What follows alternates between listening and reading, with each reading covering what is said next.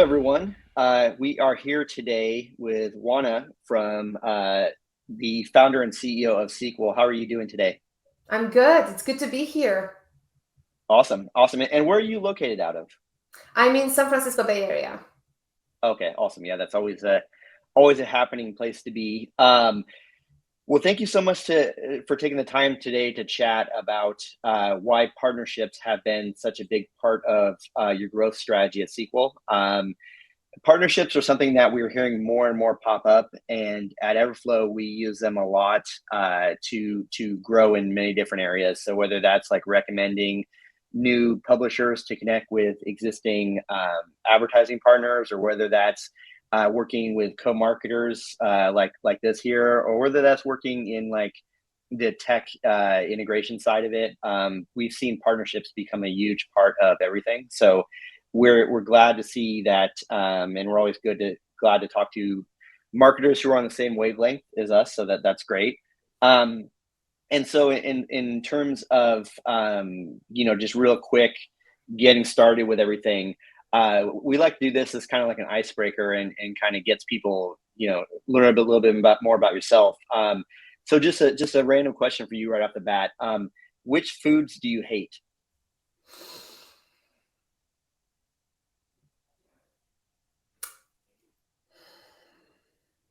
Wow. If any? Um, Blue cheese. Nope. Yep. Yeah, that's definitely something that I know a lot of people, that and goat cheese I are love big all ones. cheese aside from blue cheese. That's too strong for me. Oh, interesting. Fair enough. And first concert you ever went to? First concert, Red Hot Chili Peppers. Oh, how lovely. Yeah, that's a great one. They've been around for a long time, and fantastic. That is great. So, moving on after we have those fun questions out of the way. So, in terms of Sequel, could you give us just a brief rundown on what it is and when you launched it? Yeah, for sure. So as you said, my name is Vana. I'm the founder of Sequel. What we do at Sequel, we allow organizations of all sizes to turn their websites into a conversion engine by enabling them to host all their webinars and live events directly in their own websites for a more integrated customer journey. We launched this just before the pandemic. Well, we started building this just before the pandemic, about 2 months before the pandemic, because of a personal need that I had. I'm a marketer myself. And we officially launched it about 2 years ago, and growing and working with very interesting companies. Awesome. And then, in terms of Sequel, you essentially the founder and CEO. Have you always been in that role? You created it, and that's kind of what you've always do that, or do you do kind of other hats as well at Sequel? Well, there's no founder who doesn't wear like five, six different hats, as you know. Yes, I'm the founder and CEO of the company, but I also lead our marketing team. I'm a marketer turned founder. My heart and core is still as a marketer. And that's why SQL is built so well for marketers, because I'm not putting myself in our customer's shoes. I am our customer. And for that reason, I also wear the CMO hat, where I lead the amazing marketing team we have here. Awesome. Yeah, that's something that we are big believers in too, as far as like we call it eating your own dog food, or like drinking your own champagne, Yeah, basically I like the being. champagne version. Yeah, that's what we we switched it to that because yeah, that eating your own dog food was a bit intense. But yeah, we're in the same boat as far as like we agree that you have to kind of use things yourself. You have to see the need for it. You have to get in there firsthand and see what's going on, and be an active user of it, and use it to help yourself out, and how would you use it. And so that's great that you guys are in the same realm. And so I've noticed that like since you guys have started, you've got a ton of big partners. You've also had some fantastic statistics as far as like your success. Like I'm seeing that SQL webinars are getting 40% more attendance. They're getting more traffic. you're collecting more details from attendees. You're also getting more actions driven from the websites, from the events and chats and webinars. So what makes SQL so successful, and kind of what makes these metrics possible?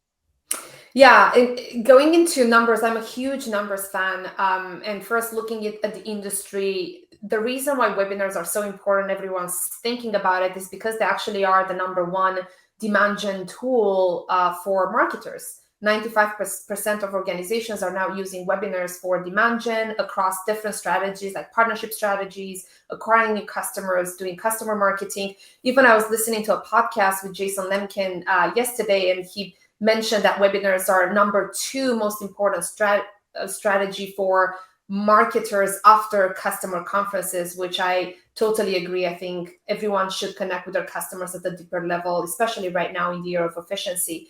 What makes SQL really special is all around conversion. So everyone can do webinars, which is great, but it's more how do you connect the webinar strategy to your company's goals. And right now, in the year of efficiency, a lot of marketing leaders are thinking about how do they increase the website conversion? How do they increase the conversion from people that are signing up for a session? Basically, we call them kind of low intent leads, becoming high intent leads and actually being part of the conversation and the engagement. And with SQL, we see organizations having 3x more conversion because it's on your website. So automatically, while you're having this great conversation, you're gonna go and look at the customer success stories. You're potentially gonna, book a demo. Yep. So automatically, the conversion is a lot higher. And then for us, because we drink our own champagne as well, for us, webinars drive about 80% of our pipeline through our Game Changers community. And we're seeing about 60% conversion from someone who attended to actually people coming to the session because of the unique experience that we give to marketers. Do you feel like once they attend that they kind of, because it's hosted on a client site, and because it's a little different, like does that kind of lead them to maybe want to just instantly kind of move to the next step? Or like, what are the reasons you think that they would kind of want to, or likely to do more action based on, like, say, someone like a Zoom or something? Yeah, so if you think about a company's website, first of all, marketers invest hundreds of thousands of dollars in building it, designing it. Especially if you're a mid-sized organization, you're looking at the entire infrastructure and all the conversion points that you have.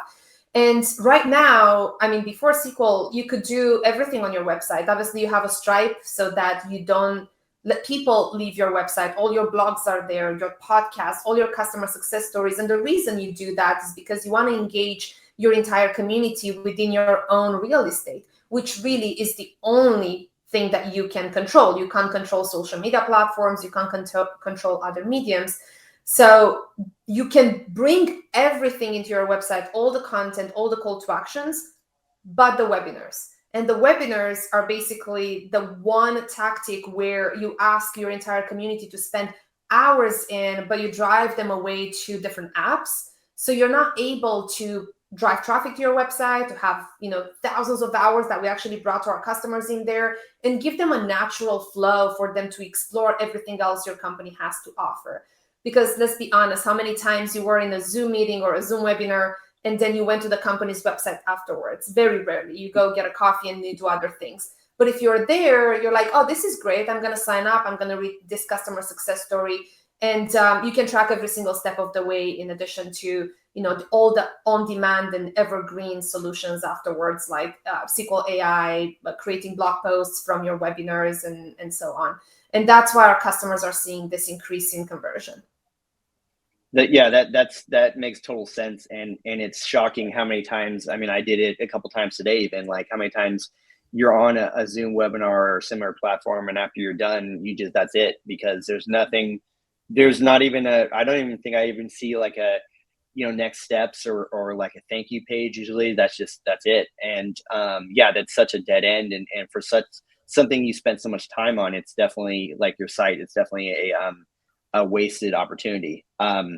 In terms of, I know you mentioned SQL AI, and I think this is a super cool feature that you guys have. And so in case the audience doesn't know, it's basically a feature where after a webinar or a fireside chat is done, it will give an auto-generated summary of it. And so it's very close to kind of how a human would write it. And then it also gives a nice wrap up we can use for like a blog post. Have you seen a lot of clients using this feature?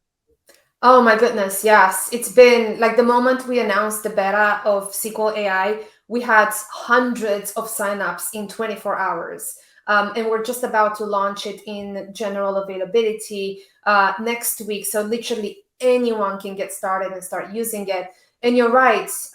Something that we've noticed with webinars is that people are putting so much effort in preparation for the webinar, in the live day, which is great. And then the moment the live has finished, it just goes somewhere in kind of this Yep. on-demand content that you never use. But that is really where, you know, the treasure is. You have so much great on-demand content. How do you use that to keep engaging people? You've already put so much work into it. So again, we've put ourselves in our customer shoes and we're like, well, we're doing a lot of webinars. And I was even thinking like, I need to hire someone that takes all my webinars and takes a transcript and then create sessions. And this is a lot of manual work when really Yep. my content person in the team, my content lead, can spend the time strategizing how we use this and how everything fits into pillars rather than just really writing it. So we launched SQL AI a few weeks ago that, like exactly like you said, the moment the session has finished is automatically available for replay. It gives you the transcript that is raw transcript. It gives you the SEO optimized blog post, and we're actually adding tones to it. We have customers like Carta that needs a little bit more of like a serious tone, or other customers that want to be a little bit more playful and like friendly. So it's kind of giving you those different tones, as well as a social media post, so that you very quickly can push to social this on-demand content that you created, and you can keep on bringing people to your website to increase the conversion, even for all the sessions that you've done in the past. That's been very successful. Obviously, everyone's trying to be more efficient and everyone's trying to be faster. And I think AI is allowing marketers to be just that. Yeah, I think I definitely agree with everything you said. It's also, I think, with AI, it's a matter of knowing when to use it. Yeah. So, like for example, we know that after we're done with a fireside chat, we want to get the information out there. Like you said, we want to get out there quickly, and so we don't want it to spend hours working on a summary of it, and we don't want to you have to go through and just have somebody analyze it and look for key points. If we can get something presented for us quickly, that's great. And I think that that is kind of just on a quick side note, like I think that's kind of how AI is helping just eliminate some of these tedious kind of manual tasks that marketers do every day. So I think that's a fantastic use case on kind of how you guys are doing it. Yeah, exactly. It's nothing about like replacing people in any way. It's more kind of enhancing the work of marketers, exactly like you said. And because SQL AI is based on the conversation that you and I are having right now, it's a unique conversation. No one else is having this particular conversation. It's a very original blog post. You know, there's a lot of kind of content out there talking about the dangers of AI, that all the pieces that we're creating will look the same because everyone's gonna ask ChatGPT, write me a blog post about, I don't know, webinars, and they're all gonna look pretty much the same because it's only the resource is not as vast.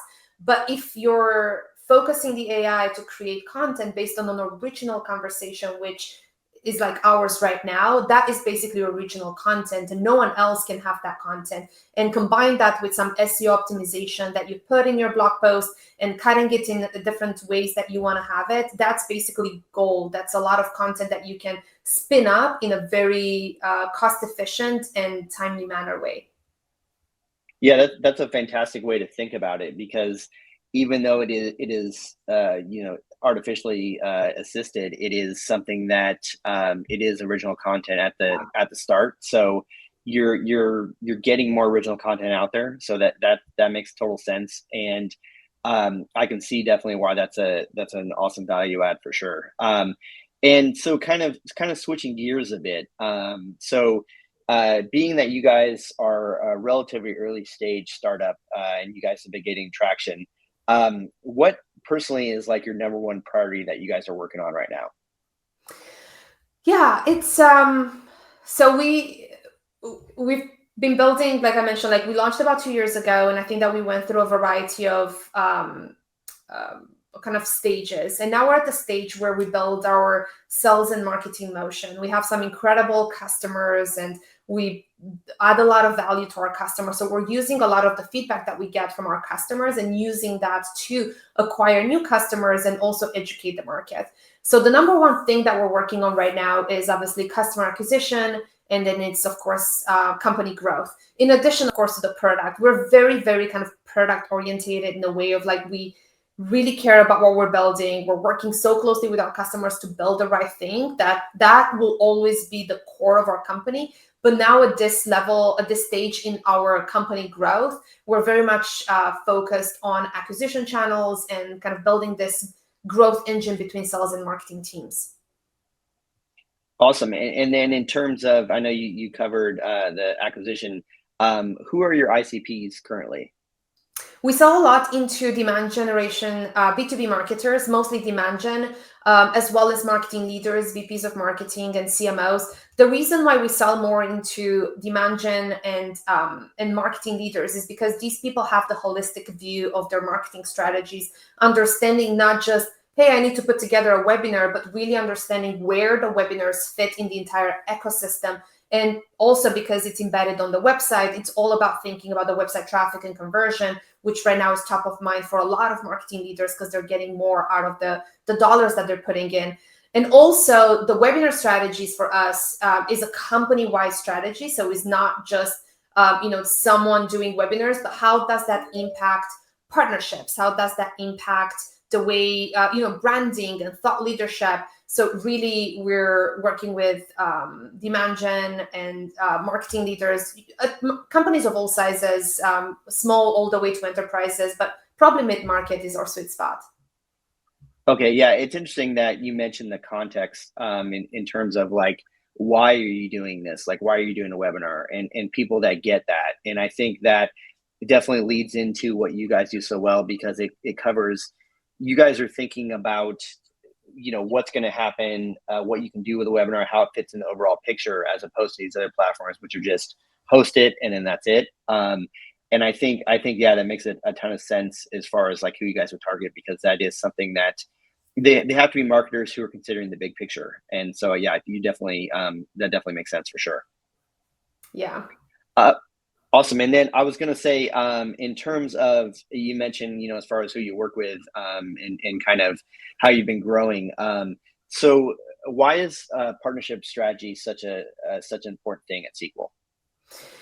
Yeah, actually, partnership leader was probably the first position that we hired for in the marketing team because very early we discovered that there's a huge opportunity to partner with other companies that are building a community similar to ours. Not only that we're joining our forces from kind of like a resource perspective and like efficiency, but also to bring more value to our community. Because together we're way stronger. When we partner with companies like Chili Piper or Metadata or Notch or Stencil, we have complementary solutions that if marketers are aware of and they know how to kind of put them together like a Lego block, it's making them a lot stronger. We've been very selective with the companies that we partner with. They have to share our vision. They have to share our the way we talk to our customers and adopt the educational kind of position rather than being very pitching into the community. It's all about kind of bringing and educating our community, but then of course using partnerships as a growth strategy, using different partnership platforms that allows us to have more visibility into the opportunities that could impact the revenue growth for the company. Yeah, that makes a ton of sense. I think that partnerships we've seen, they're definitely valuable, but getting them off the ground is always the most challenging part. So, in terms of whether that's like, getting somebody to defining what you guys want to do together, defining the fit. So when you guys are prospecting new partners and bringing them on and getting them active, are there certain strategies you guys use to kind of get them to hit the ground running a little faster? Yeah, so the way we started, we obviously created a list of companies that we absolutely wanted to partner with. Obviously, a long list, and prioritize that based on the values, the size of companies, and teams that we could be connected with. I'm lucky to have a great partnerships manager in the team, and she's literally built relationships with all of these organizations, and it's a very kind of exploratory type of start of a discussion. So we get together, we understand the type of companies that they work with, who are they marketing to, their community, and explore different ways of activating the partnership. So I think that the first thing is identifying what partners we wanted to work with, and we've done that. The second part is that how to activate our partnerships. So we sat together with the partnership leads or marketing leads from these organizations and explored where their strength was. It could have been they have an incredibly powerful newsletter, or they have a good community that comes to events, or maybe they have a really good digital community that could come to webinars. And based on that, we identified strategies to activate these partnerships. So doing content pieces with some of our partners. We are having, for example, events that we host. Actually, an upcoming event is with Metadata and Notch just before Forrester in June. We're bringing all the marketing community together, or we're doing webinars. We had a couple of partners that we're doing webinars with, where we bring our communities together to learn and understand kind of how our solutions could potentially work together. And once we have that, then we go into execution, and we basically keep track of all of the pipeline that is being built from partnerships, understanding how that overlaps with their pipeline, if there are opportunities for introductions to their customers, or introducing them to our customers, or if there's people that we have on our list that we haven't spoken with yet, are there opportunities for together opening those doors into those particular companies and bringing them into our community. So I think that partnerships is a really fun strategy for the company. We're so excited working with partners. It's just, just marketing is so much better when you do it with friends, and we become really good Yeah. friends with these people. But I think it's also a really powerful revenue or like growth strategy if you do it in a very intentional way. So kind of balancing the two is really the key. Yeah, and I think the intention part is something that what I've seen since I've been with Everflow is that something that we do really well, in that we make sure that there is, we have a strategy on how we're going to ask for certain things. We have a strategy on the types of events we want to do with a partner, and then also how we're going to track it. There's a purpose, and it's kind of like a formalization of all these processes. And I think that's where a lot of partnerships fail, is that they just think like, oh, hey, let's work together. We don't compete, we can work together, but there's no structure behind it. Yeah, indeed. I think structure is super important. And that was probably our learning curve as well. At the beginning, we were so excited to work with partners, and it was amazing. We were doing events together, but we realized that because there was no structure to it, we couldn't really justify the work and the resources we would put into it, beyond the fun that we would have. So we sat together when we were planning for this year with my marketing team. And like, right, what are some of the KPIs and metrics that we'll be tracking in order to make sure that our limited resources are going in the right places. And once we put a structure, I also feel like it's very welcomed by the partners as well. Sometimes they also have a structure, so kind of, overlapping with their structure, but it's also allowing both partners to feel like the partnership has value doing this together. And it's a great way to build a case for the executive team, for the leadership team, justifying why partnerships are worth investing in, both from the time, money, as well as tools, so that the company can move forward with it. Yeah, that makes a lot of sense. We are big believers in the value of anybody in partnerships, and we are big believers in making sure that they can prove what they're doing is worth to the company. And that makes a ton of sense in terms of being able to, setting everything down with tracking and being intentional with what you're doing. That's definitely the right way to go. Do you feel beyond not having like a formal structure in place, do you find that there's any, either from your experience at SQL or just your past companies, is there any sort of like common themes that you see beyond like structure, why partnerships don't materialize? That's a good point. I think that first of all, like beyond the being intentional, having a structure, I think that that's the number one mistake that some people make. And it's the same with webinars. It's the same with any strategy that you do. You got to do it well in order to see the results of it. The second thing would be in the case where not both partners are equally involved in the success of the partnership or the project that you're doing. So I think it's really important to really invest time with partners that are in it fully, versus kind of getting a partner saying, oh, it's the name sounds good, so we must be getting a lot of results because it's a big company or like it's a big logo. But if they're not actually putting the effort or resources or people towards it, then you'll see very little results, and you're still going to be the one kind of driving absolutely everything on that side. So I think it's important to also choose the partners well and make sure that they're fully involved. And then the last thing is executive buy-in. I think that it's very important for marketing teams to get the executive buy-in to make sure that they build a good case on like why partnerships are important, because otherwise, if you don't have the executive buy-in and the executive team is trying to drive other initiatives and partnerships is just like an afterthought, then it will not get the entire team's involvement. And another thing to say with partnerships is not just a marketing initiative.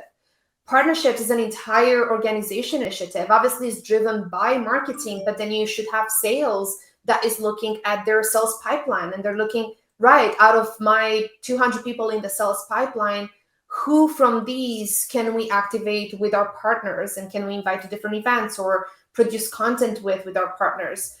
Looking at our leads and like top of funnel, and understand where from the top of funnel we can bring into the funnel, into kind of mid-intent data with our partners. And the only way to make partnerships successful is to really partner with everyone in the team, getting the sales buy-in, get the product buy-in, making sure that we can track it in the right way, have the dashboards, and ultimately the executive buy-in so that they can assign resources towards something like that. Especially right now where marketing teams have limited resources and people, sometimes it's important to fight for showing the results of the initiative. So I would say that these are the three things that every partner or like marketing partnership manager should look at: the structure of the partnership. The second one is the partners that you're choosing and their involvement in it.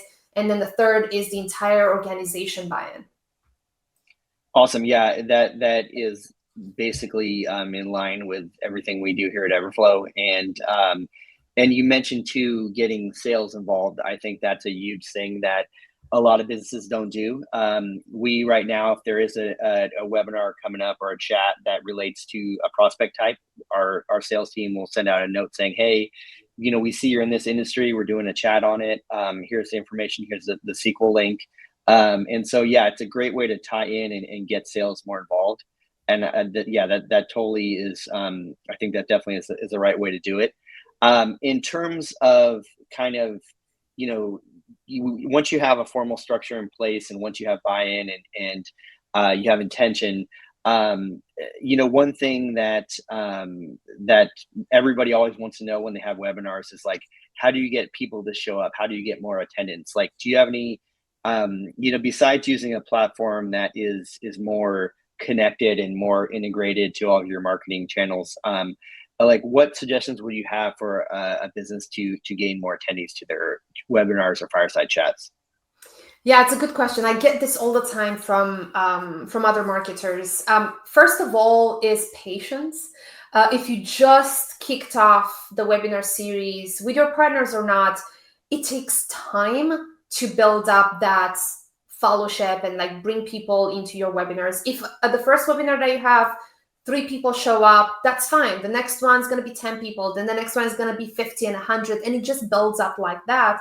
When we launched Game Changers in October, we had like 5 people coming to our first webinars. Of course, more people would watch the recording, and it's great because we would still capture that engagement. But we were a little bit worried. It's like, are we ever going to have, the scale that we need? And now we have hundreds of people joining. We have 2,000 people in our community coming to our sessions in a variety of ways. So first of all is patience and consistency. Make sure that you have that session happening on a weekly basis or bi-weekly, however, kind of cadence you choose.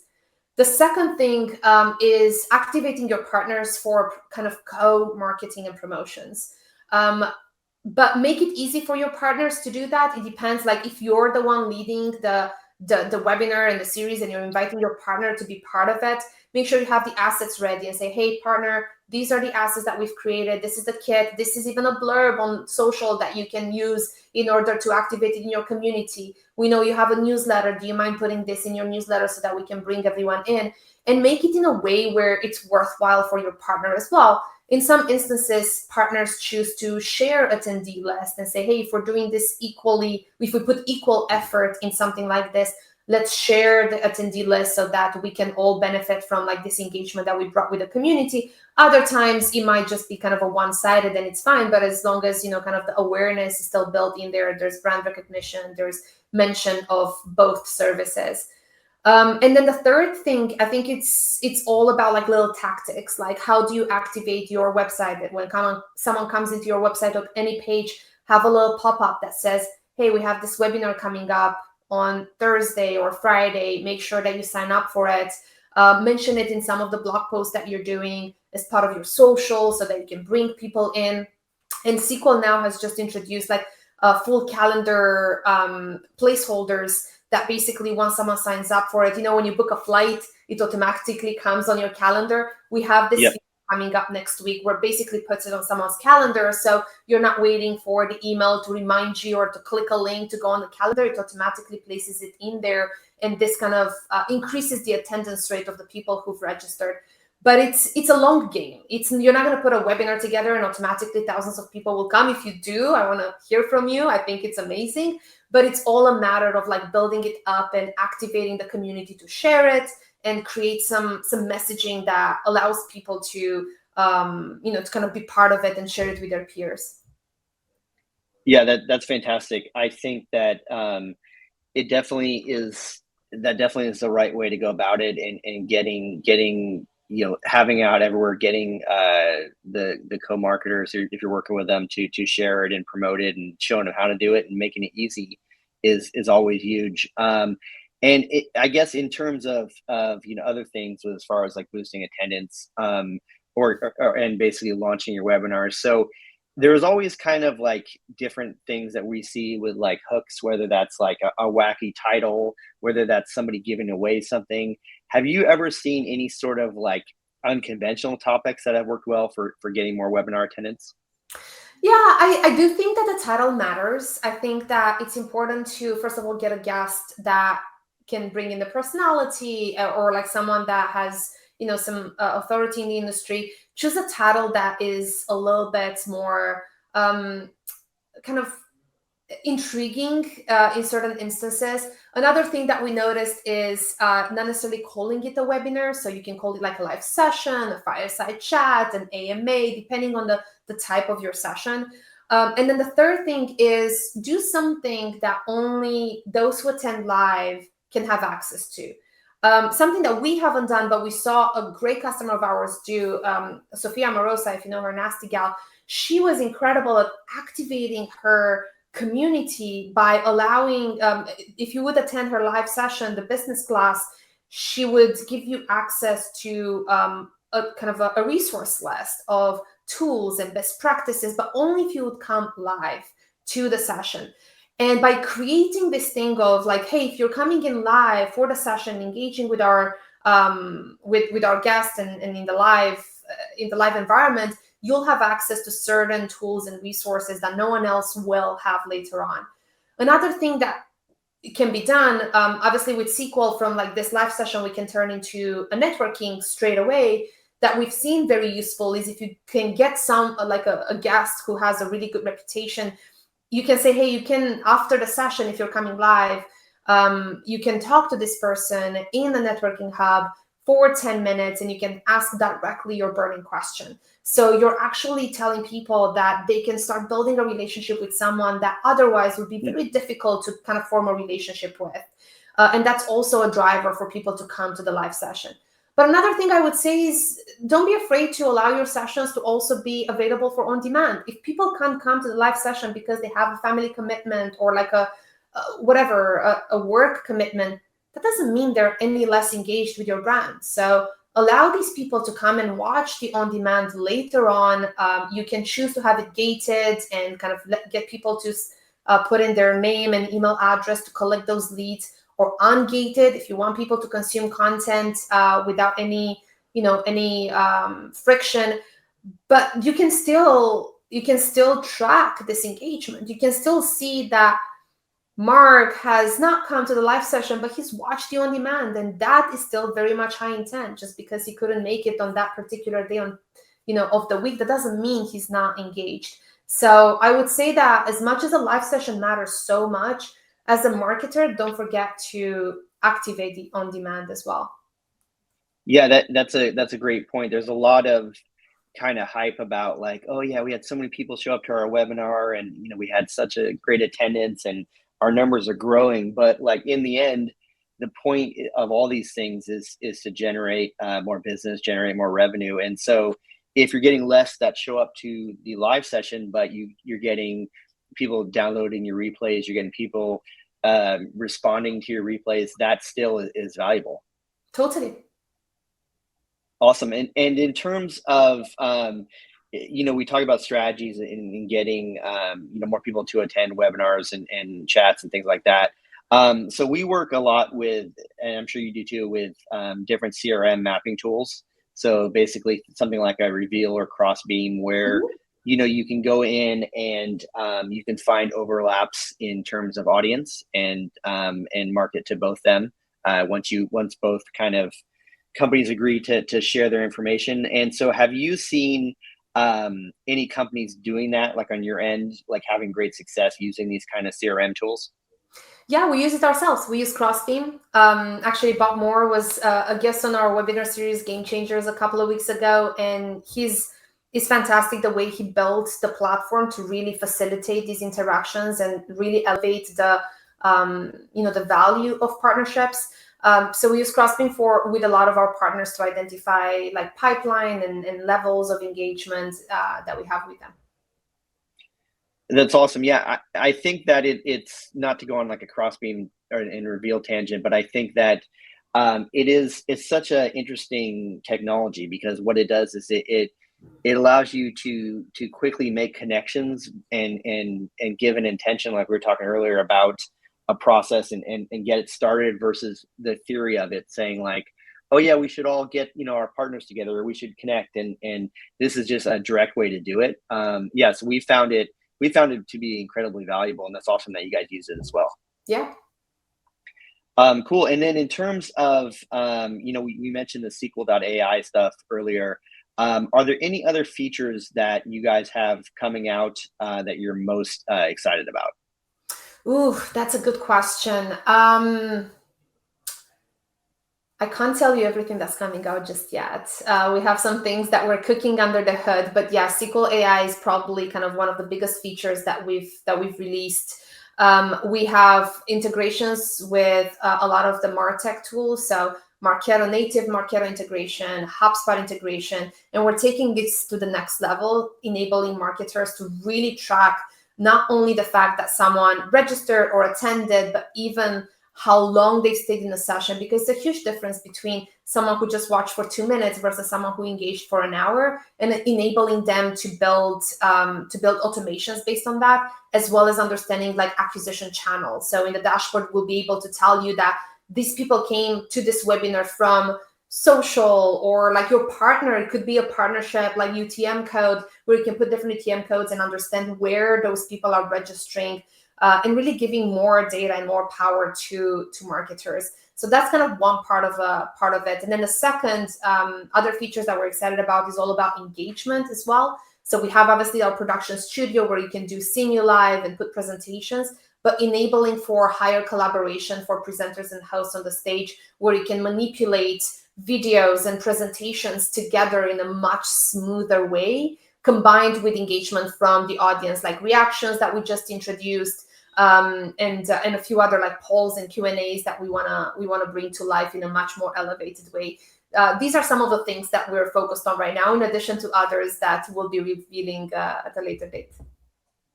Awesome. Yeah, that's incredible, and it's awesome how you you guys are partnering with companies to extend what you do. We do that. We're a HubSpot partner as well, and so yeah, using those tools to kind of continue the funnel and move things along and track things is always a smart idea, and that's definitely a key to partnerships. So that's fantastic. And kind of circling back to your personal experience at SQL. So in terms of before you got started, if you could know one thing and that would help you, like one piece of information to help you guys either launch faster, gain more success, what would that be? That's a good question. Um, I think I think the one thing that probably I should have done sooner was um, build our LinkedIn strategy a lot faster. We were very much working with our customers and connecting with people that we absolutely felt that were like our target market or our partners. But what I realized is that there's the power of community as well. And I underestimated that power, and that community can be built in a variety of ways. And one of the ways is a really good LinkedIn content strategy, building up your voice there, as a founder, as a marketer, or no matter the title. I think it's very important to build that early on, and that I underestimated the power of a really good content LinkedIn strategy. And like many other people at the beginning, I would be a little bit kind of nervous. If do people like what I'm posting, are they going to engage with it? And I realized that it doesn't matter. You just got to get started. You start building your voice. You'll learn what people are reacting to. There's certain posts that you think you feel very good about, and you'll get like 5 likes. Others that you're like, oh, it's fine, but it really connects emotionally with your target market, and you get like 200, and people are commenting. So it's all about being real and kind of building that brand on LinkedIn or social media platforms, depending on like what's the most important platform for you, and really building content for your community, valuable content beyond selling your product, beyond kind of marketing features, is building content that your community can relate to, so that you can build that trust with your target market early on. So I feel like we have learned that a little bit later in our kind of strategy, but if we would have done it sooner, I think that we would have had more benefits early on. Yeah, that's awesome. I'm a big believer too in consistency. So like early on in my career, I was meeting with a pretty influential marketer, and he was saying, yeah, the key to all this is basically you just have to keep doing it, make it a routine, do it every day, and you'll, like you said, you'll find out what works and what doesn't work. Totally. So the only Yep. way to do this is like the way we launch the product. Just do it with your community, with your customers. If you're going to be sitting in a room for a month strategizing your content strategy, all the perfect wording, and sending it out thinking that it's going to be the the best thing, it's just not going to work. Consistency is key. Yeah, that's great. And I know you mentioned about as far as like getting into your customers. One thing that we've seen a lot at Airflow, a lot of success with, is having our customers uh, turn them into partners. So turn them either to Mhm. referral partners or turn them into co-marketing partners, integration partners. Have you guys seen similar results with your own customer base? Yeah, it's interesting. We actually thought about starting a partnership, like a referral partnership program. We haven't fully launched it. It's an initiative that will come towards the end of the year, because we've seen our customers and our partners referring so many fellow marketers or other partners to us. And it just felt like this is a very natural and honest way to acquire customers. Also, your CAC is really low, and the referrals come into place. If you think about it, then the conversion rate into customer is a lot higher, because there's already some trust that has been established, given the fact that your solution has been recommended by a customer and probably a friend of that particular prospect. So I think a referral program has everything good working on for it. It's a matter of obviously building it up in a more formal way. I think it's something that every single SaaS company has at some point in their journey to grow in a much more cost effective and natural, organic way. Yeah, for sure. It's something that is once again we go back to the intention and kind of formalizing thing. It's just something that you have to figure out a way to set it up and get it going versus just the theory of it. So that yeah, that's something definitely that every SaaS company should look into and like you said has definitely done at least thought about it. So that's great. In terms of like moving forward with the state of marketing and partnerships, like where do you think this intersection of marketing and partnerships is headed, like in the future? I think partnership marketing has taken off so well this year, mostly because a lot of marketing leaders are focused on marketing efficiency. In the past, companies had so much budget to throw into ads. They had, teams that were doing everything. But now we're at a time where people are doing less with less, and you're really thinking of how can I be stronger in what I do as a marketer and as a company in the most cost efficient way possible. And partnering with other companies, putting resources together is really magical for a variety of reasons that we just discussed. And for that reason, as much as, this year has brought a lot of downturn and uncertainty, and a lot of people had their jobs cut, there's been a lot of negative reactions to the macroeconomics and how the markets are shifting.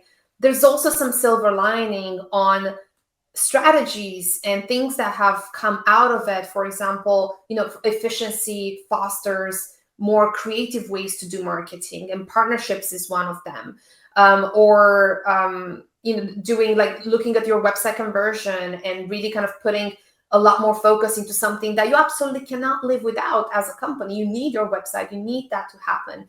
And I think that this fostered partnerships to grow. So I'm very excited to see where partnership marketing will go to, and also all the strategies that will be activated as part of this.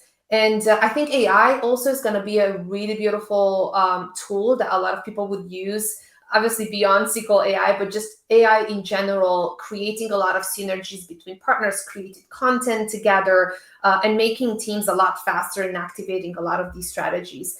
So coming out of 15 or so conferences that I've been to in the past 3 months, every single marketing leader I was talking to, they were all talking about partnerships. And it could be integration partnerships, which means that they're like technology comes together, like we have like with HubSpot or Marketo, where our technology actually works very well together. It could be brand partnerships, where you partner with companies that are in the same space. Your solutions could be complementary, but not necessarily kind of bundled together.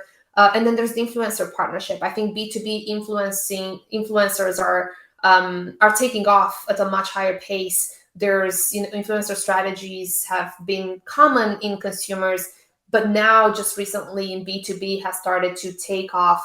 And there's partnerships that could be forged there as well, obviously with the right audience, in the right in the right strategy. So I think this is just the beginning of like how partnership marketing is taking off, and I'm very excited to see how many different parts of the business partnership marketing can actually influence. That's amazing. I that definitely kind of jives with our experience. So we do a lot of our clients are successful even in these tough economic times because of performance marketing. They're paying just for results, and they are they're able to kind of try new things, get creative, and I think that's awesome that you mentioned that, because with whether that's companies cutting jobs or whether that's you're a startup and you're trying to work with a lean budget, think partnerships can be a creative marketing channel, and it can be a channel that is not going to cost a lot up front. It's going to be more of a time consuming channel. And so that's great that you mentioned being creative and using that, because I think that's something that is an awesome silver lining that has come out of all this, that partnerships is a viable channel, and it's definitely something that you can do without tons of upfront spend, and and it also can work with all of your existing either marketing materials and or paid channels. Agreed. Yeah, and like you said, you also can turn your customers into partners as well, which is amazing, especially when sometimes your customer's customer, that's even better. But there's all kinds of creative ways to activate it. Fantastic. Well, awesome. That was everything we had for today. Is there anything you'd like to leave the audience with? Just share some more information about SQL? No, I think people know what SQL is until by now. And if there's anyone interested in webinar strategies, let us know. We have templates and kind of best practices kits that can get you started much faster. I think for me, it's just very interesting to see how marketers are shifting their focus to, like you said, performance marketing. How attribution has started to be super important, and partnership is one of the channels where we can connect attribution with. And also how marketing strategies have become growth strategies. And that's why it's very important to mention, because that brings the entire organization together and their go-to-market strategies put in place that allows the company to grow as a whole and track every single step of the way of the customer buying journey. So I'm excited to see where marketing is going and connecting with other marketers and learning from each other. That's fantastic. Yeah, growth is something that is tying growth and marketing is something that has not always been done. And so this is actually what you're talking about is filling in the whys of why you do a webinar, why you do a chat, what that means for the company as a whole. Like, what is the purpose behind it? Like, what are we hoping to get out of it versus just let's get a bunch of people here and talk about something. Like, there's an actual reason behind it. So that's fantastic. And yeah, that's we definitely are big fans too, and that partnerships are growth drivers, and that definitely is spot on. Well, I would just want to say too for the audience that we use SQL, as I mentioned before. It's fantastic. It is like Juana was mentioning, it is something that you can have on your site. So you're going to get the traffic going right to your site. You're going to get the SEO value from it. It is the SQL AI stuff is super easy to use, so it's a nice way to cut down on time. After webinar or chat is done, you can just have it auto summarize for you, and yeah, it's a super easy platform to use. And so we've been using it. We switched over from Zoom for all of our chats and webinars, and it's been great. So we're definitely excited to hear. We're excited to hear a little bit more about how you guys work today. And yeah, thank you so much for your time, and have an awesome day. Thank you, everyone, and thanks, Tony, for having me. No problem. Thank you.